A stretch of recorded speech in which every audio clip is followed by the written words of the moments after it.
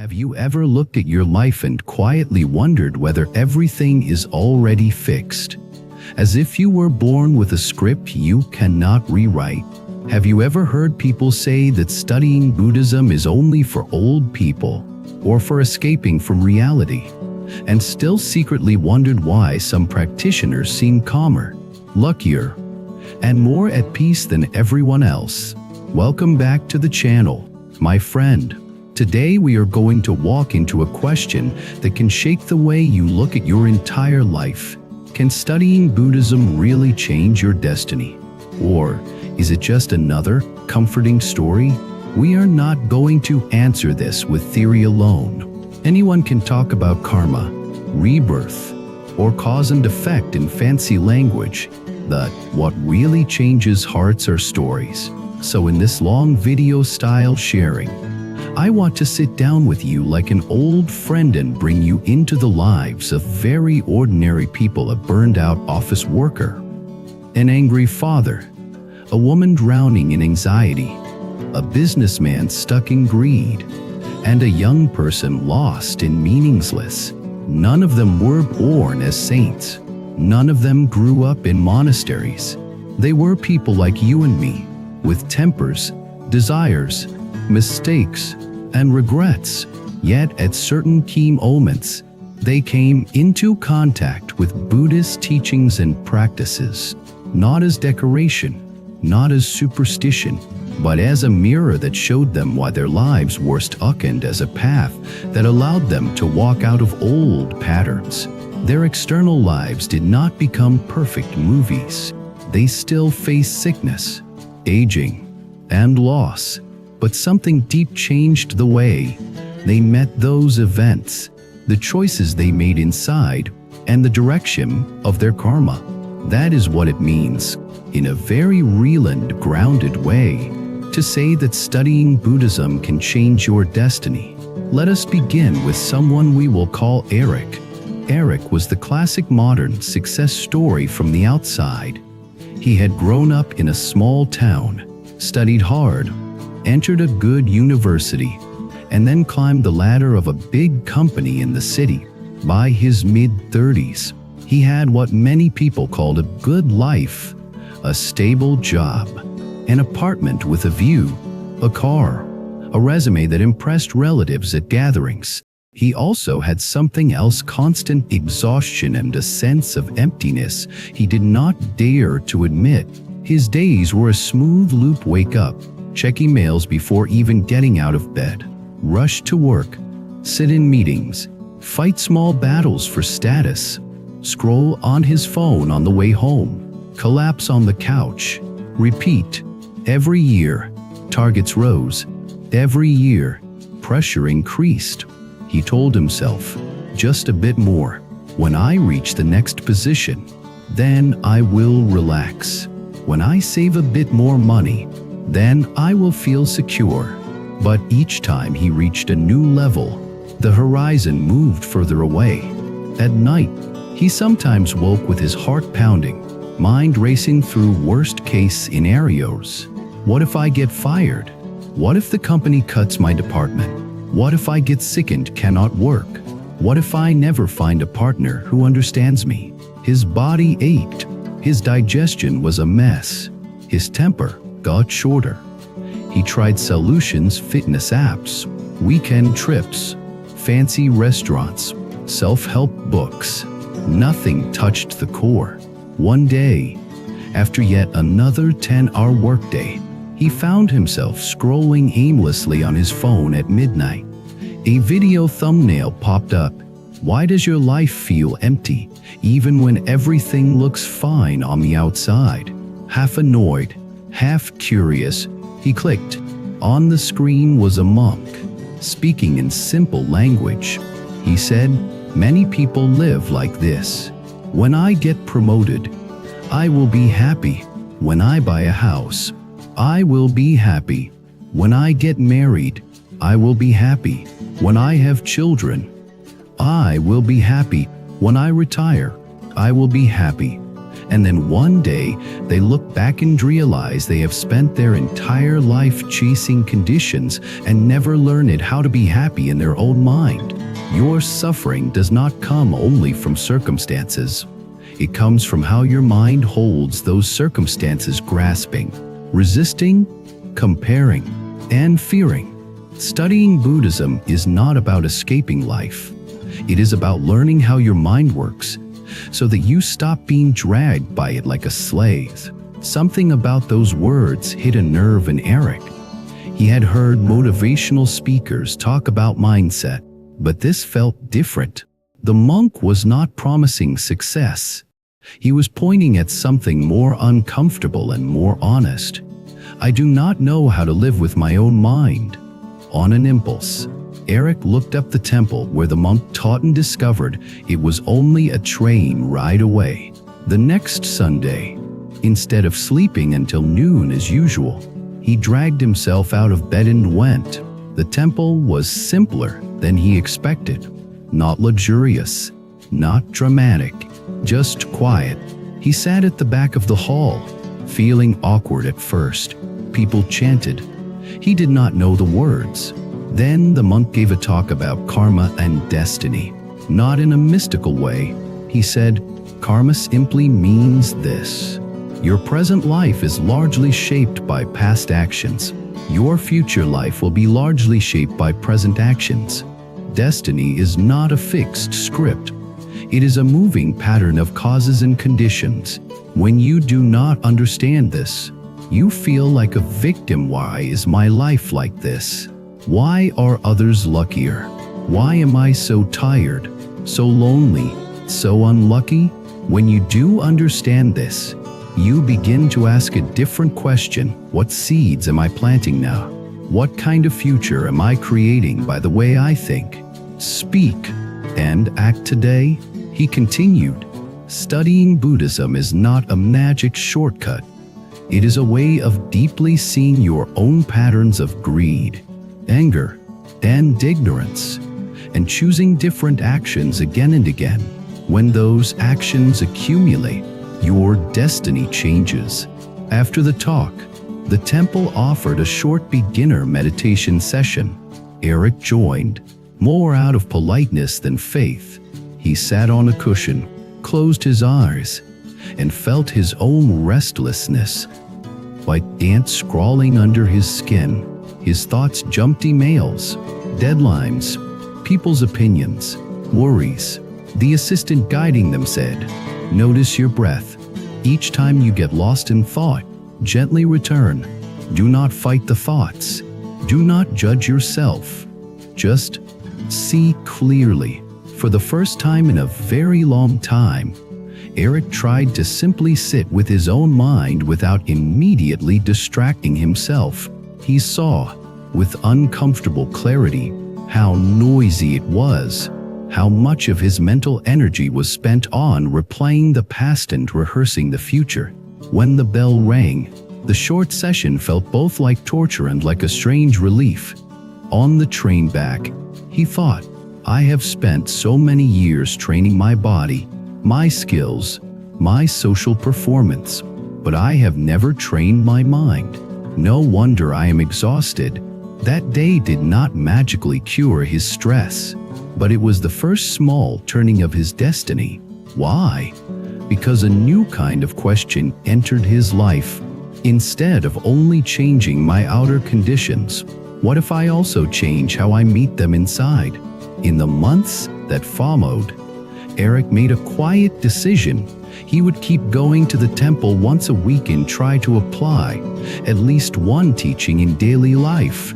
He did not shave his head. He did not leave his job. He began in very ordinary ways. When he noticed himself comparing his salary with co-workers and feeling bitterness, he remembered the teaching on envy and karma. Envy does not increase your income. It only increases your suffering. Instead of saying, why do they have more? Ask, what can I learn from this? What can I improve in myself? And remember to be grateful for what you already have. He started writing down 3 things he was grateful for each night. At first it felt fake, but slowly, his mind stopped focusing only on what was missing. When he found himself furious about a colleague's mistake, he remembered the teaching on anger. Anger is like holding hot coal to throw at others. You burn your own hand first. You can still speak firmly. You can still set boundaries. But you do not need to torture yourself with hatred. He practiced taking 3 breaths before sending angry messages. Sometimes he still exploded, but more and more often, he caught himself in time. When deadlines came, he used to stay up all night in panic. Now, he still worked hard, but he experimented with taking short breaks to simply observe his breath. He discovered that a mind running in constant panic actually made more mistakes. A mind that could return to the present for a few moments and then re-engage was more efficient. Externally, his life looked very similar, same job, same apartment. Internally, something had shifted a few degrees. Destiny does not always change with loud thunder. Sometimes it changes quietly when a person stops planting so many seeds of fear, hatred, and envy, and begins planting seeds of awareness, patience, and gratitude. A year later, when the company went through a wave of restructuring, many people were consumed by anxiety. Eric still felt worried minus that is normal minus, but he noticed he was less paralyzed by it. He thought, whatever happens, I still have my mind. I still have this practice. If I lose this job, I will be sad and stressed, but I will not be completely destroyed. In the end, he was not fired. In fact, his department leader commented that his calm presence had been very helpful in stabilizing the team. Was that just luck? Maybe partly. But his years of practicing mindfulness and softening his reactions had made him the kind of person people wanted to keep in a crisis. That is karma too. Studying Buddhism had not given him a guarantee, but it had changed who he was minus, and that changed how life responded to him. Now let us turn to another life, very different on the surface. A father named Mark. Mark was a man with a heavy temper. He had grown up in a household where shouting and slamming doors were normal. He told himself, this is just how we are. We are passionate. We speak loudly. In reality, his wife and children were often frightened by him. When his son spilled something at the table, Mark would explode. How many times have I told you to be careful? Are you stupid? When his daughter brought home a grade lower than expected, he would rage. You are lazy. You will end up with no future. Do you know how hard I worked to send you to school? After each outburst, he felt a heavy stone of regret in his chest. He did not enjoy being that person.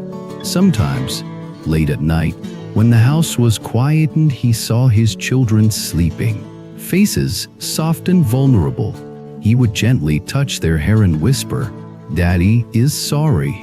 But the next day, the same patterns repeated. He felt powerless. Anger is just my nature, he thought. I cannot change. One day, after a particularly bad fight where his daughter ran to her room crying and locked the door, his wife said something that pierced him. She looked at him not with anger, but with deep sadness, and said, "You say you love your children, but the way you treat them is exactly how your father treated you. You always swear you will not be like him. But every year, you are becoming more like him. If you continue like this, our children will carry this same pain into their marriages and families. Is this the destiny you want for our family?" The word destiny hit him hard. Was he just a copy of his father's anger, passing that stamp to the next generation? That night, sitting alone in the living room, he turned on the television without really watching. A religious channel was playing a talk by a Buddhist teacher on anger and karma. The teacher said, "Many people say, I have a bad temper. That is just who I am. But if you look carefully, you will see that anger is not who you are. It is a habit of reaction that you learned and reinforced. Every time you shout, you create a deep impression in your mind. Every time you restrain your anger or transform it, you create a different impression. Those impressions accumulate and become your character. And your character creates your destiny and your family's destiny. If you do not want your children to inherit your suffering, the bravest thing you can do is to stop treating your temper as your identity and start treating it as something you can work with." Then the teacher said something even more direct. Anger is cruel. It hurts others, but it also destroys your own merit, your own blessings. When you shout at your family, you are burning the bridge of love that connects you. You are also creating seeds that may ripen as illness, accidents, or misfortune, because your actions disturb harmony. If you want to change your fate, begin by changing your attitude toward anger. Mark felt as if the teacher was standing in his living room, pointing at him. He could not escape the truth of those words, burning the bridge of love. He saw his daughter's tearful eyes, his son's flinches, his wife's sadness. He realized that his anger was not just a private problem. It was a karmic engine driving his whole family's suffering forward. The next Sunday, he gathered his courage and went to the local temple, where that teacher often gave talks. He sat stiffly in the hall, feeling like he did not belong. But when the chant began, something in him softened. He listened to the rhythm of voices, the peaceful tone, and for a moment, his usual storm quieted. After the talk, he approached a lay practitioner who was guiding new visitors and confessed, "I have a very bad temper. I hurt my family. I do not know how to change. I am afraid it is too late." The practitioner looked at him gently and said, "If you are still breathing, it is not too late." Studying Buddhism is not only for gaining knowledge, it is for transforming habits of mind. There is a simple practice you can try. Each morning, before you start your day, sit quietly for a few minutes. Bring to mind the faces of your children and your wife. Make a clear vow in your heart. Today, even if I feel anger, I will try my best not to harm them with my words or hands. If I fail, I will apologize and try again. Then, when anger arises during the day, remember that vow. Mark did not believe such a simple thing could change his deep habit, but he was desperate enough to try. The first week was rough. He still shouted, but now, each time he shouted, his vow echoed in his chest like a bell. He felt the pain of breaking it. For the first time, he began apologizing to his children and wife after outbursts. It was awkward. He was not used to admitting he was wrong, but each apology cracked a little of his pride. In the temple, he began to attend a regular class on the teachings about anger, patience, and compassion. He learned that in Buddhism, anger is considered one of the main poisons of the mind, along with greed and ignorance. He learned practices to observe it instead of immediately acting on it. He learned how to breathe into his belly when he felt it rising, how to step away for a moment, how to remind himself, "This is just a wave. If I ride it out without acting, it will pass." He failed many times, but he also succeeded sometimes. And those moments of success gave him proof. I am not a slave to anger. There is a tiny space where I can choose differently. That tiny space is where destiny changes, because in that space, instead of creating new karma of harm, you begin to plant karma of restraint and kindness. Over the next few years, Mark's family noticed the shift. He still had a temper, but the explosions were fewer and less intense. He learned to walk away from fights before saying something unforgivable. He began listening more. He started accompanying his children to the temple on certain weekends, letting them join youth activities. Slowly, his children's fear was replaced by cautious trust. His wife's hopelessness was replaced by a quiet respect. By working with his anger through Buddhist practice minus, not just chanting, but real self-observation and change minus Mark had altered the emotional climate of his home. Instead of passing on a destiny of shouting and fear, he had created the possibility that his children would grow up in a slightly softer field. That is karma in action. Now let us meet someone whose suffering wore a different face, a young woman named Nina. On the outside, Nina was cheerful. She laughed loudly with friends, posted fun photos online, and always had something witty to say. Inside, she was often drowning in anxiety. She worried about everything: her appearance, her future, her relationships, her health. When she tried to sleep, her mind ran like a machine. What if I never find a partner? What if I get a serious illness? What if my parents die and I cannot support them? What if I make a mistake at work and everyone hates me? She read many self-help books about positive thinking, but her anxiety did not listen. Then a close friend invited her to a Buddhist study group in a small community center. At first, she thought, that is for older people. I am not religious. But her friend said, it is not about believing in something blindly. It is about understanding your mind. Curious and tired of her own inner storms, she decided to attend once. The group that night was discussing the Four Noble Truths: the truth of suffering, the truth of the cause of suffering, the truth of the end of suffering, the truth of the path out of suffering. The teacher asked, what do you worry about most? Members shared stories: fear of failure, fear of rejection, fear of losing loved ones, fear of being alone. Nina listened and felt something unexpected. She was not the only one. Her anxiety had always told her she was uniquely broken. Now she saw that suffering was part of the human condition. The teacher said, the Buddha did not teach to shame people for suffering. He began by acknowledging it very clearly. There is suffering. Then he pointed out the causes: craving, aversion, ignorance. Much of our anxiety comes from craving for control, craving for certainty, craving for guarantee. Life cannot give full certainty, so our craving fights reality, and anxiety is born. He continued, studying Buddhism does not mean you never feel anxious again. It means you begin to see anxiety as a mental habit, not as your identity. You learn to sit with it, investigate it, and slowly loosen the grip of craving underneath.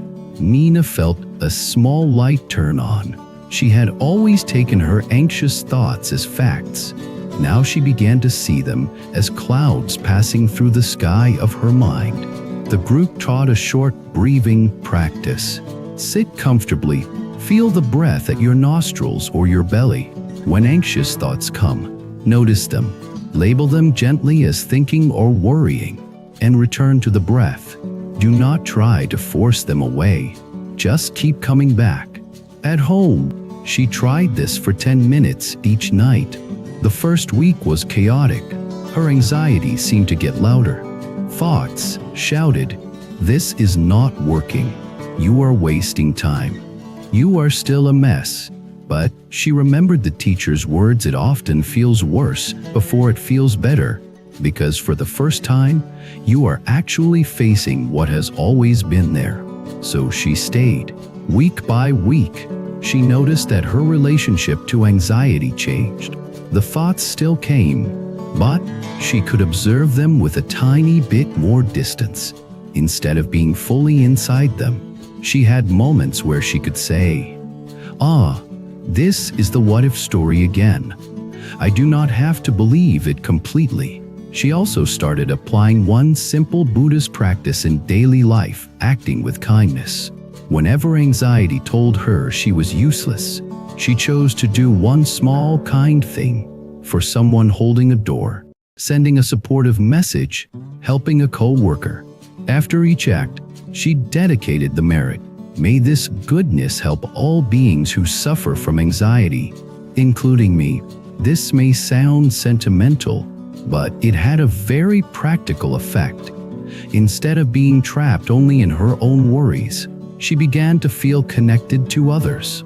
Her heart widened. Buddhist teachings often emphasize that when we focus only on our own fear, our world becomes very small and tight. When we include others in our concern, our suffering becomes lighter, not because problems vanish, but because our sense of self is less isolated. After about a year of regular practice, Nina looked back and realized something. She still experienced anxious thoughts, but they no longer controlled her every decision. She could attend interviews without collapsing inside. She could face uncertainty with a bit more courage. She even considered things she had avoided before, like traveling alone or starting a new project, knowing she could bring her anxiety along as a companion, not as a dictator. Her destiny minus, meaning the pattern of her future choices minus, had been altered by Buddhist practice. Instead of a life dominated by avoidance and fear, she was slowly walking into a life of more openness and trust. Now, let us briefly meet a businessman named Leo to see Buddhism's impact on money and ethics. Leo was a sharp, ambitious entrepreneur. He had built a successful company from scratch. He was proud of his achievements and his ability to make things happen. He also had flexible morals. He told himself, "Everyone cuts corners. That is how business works." He underpaid some workers, avoided taxes when he could, and used aggressive tactics to crush smaller competitors. For a while, it seemed to work. His company grew. He bought properties, cars, luxury items. Yet in quiet moments, a sense of unease disturbed him. He noticed that relationships based on profit were unstable. Partners betrayed him. Employees left suddenly. Clients complained about unethical practices. One day, a major deal collapsed because someone exposed his methods publicly. In the backlash, he lost money, reputation, and some close connections. His arrogance cracked. Around that time, his wife, who had been studying Buddhism for years, invited him to a retreat on right livelihood and karma. He went, partly to please her, partly because he had no better idea. At the retreat, a teacher spoke bluntly. Many people think destiny changes through cleverness. They believe that if they are smart enough, they can cheat others and avoid consequences. But karma is not fooled by appearances. If you build your success on harming others, you are building your own future suffering. Your mind cannot truly rest when you know, deep down, that your money is stained. Studying Buddhism shows you that every choice leaves a trace. Right livelihood means choosing ways of making a living that do not add to the pain of the world. It may seem slower at first, but it leads to a different kind of prosperity, one that does not constantly threaten to collapse on your head. Leo felt uncomfortable. He defended himself internally. If I do not act aggressively, others will. I will lose. This is just the game. But another voice, quieter yet more honest, said, "And how is the game working for you? Are you really at peace?" On the second day, the retreat guided participants through a reflection on their past actions. They were asked to imagine themselves at the end of life, looking back. What kind of story do you want to tell about how you made your money? Leo saw images of himself shouting at employees, manipulating numbers, bragging about victories built on other people's loss. He did not like that story. He realized that his destiny as an old man, bitter and fearful of karma, was being written right now by his present choices. That realization was his turning point. After the retreat, he did something that shocked his friends. He began to change the way he ran his company. He raised wages for lowest-level workers. He started paying taxes fully, even when it hurt. He stopped using certain aggressive tactics and chose transparency instead. In the short term, profits dipped. He felt scared, but a strange thing happened over time. As his reputation for fairness spread, more reliable clients came. Employees became more loyal. He slept better. He felt lighter, as if a weight had been lifted from his chest. Studying Buddhism had turned success from a purely external number into an inner alignment with conscience. He was no longer only asking, "How much can I gain?" He was also asking, "What kind of person am I becoming as I gain?" That question changes destiny more deeply than any business trick. We could go on with more stories. A young person who stopped numbing themselves with entertainment when they discovered meditation. An elderly woman who faced cancer with surprising peace because she had spent years contemplating impermanence. A prisoner who transformed guilt into a vow to live differently after learning about karma. Each story would look different on the surface, but all would share a core pattern. At a certain point, the person encountered Buddhist teachings not as decoration, but as a mirror. They saw clearly how their own mind and actions were shaping their suffering. They began to practice differently with more awareness, more restraint, more kindness, more wisdom. Those practices accumulated, and their destiny minus the trajectory of their life and the quality of their death minus shifted. Now I want to speak directly to you. Perhaps you are listening unthinking. My life feels stuck. I have patterns I cannot break. I have pain I cannot digest. I have fears I cannot calm. Is it really possible for me to change? The honest answer is both simple and deep. If you keep thinking, speaking, and acting exactly as you have until now, your life will continue in roughly the same direction. If you begin to think, speak, and act differently, sincerely and repeatedly, your life direction will gradually change. Studying Buddhism gives you a very detailed map of what differently can mean. Instead of living on autopilot, dragged by desire and fear, you begin to develop mindfulness, the ability to see your thoughts and feelings without immediately obeying them. Instead of blaming others for everything, you begin to understand karma, the recognition of your own role in shaping your experiences.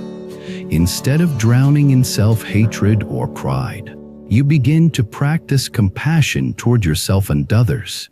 Instead of clinging to temporary things as if they were permanent, you contemplate impermanence, learning to love without trying to possess, to work without being owned by results, to live with the awareness that every moment is precious and passing. When these understandings are just words, they do not change much. When they sink into your daily choices, they become powerful forces. There is a beautiful way to think about destiny from this perspective. Your past gives you a certain starting point: family, temperament, tendencies, conditions. That is the script you are handed at birth. You cannot rewrite the beginning, but every moment you are alive, you are adding new pages.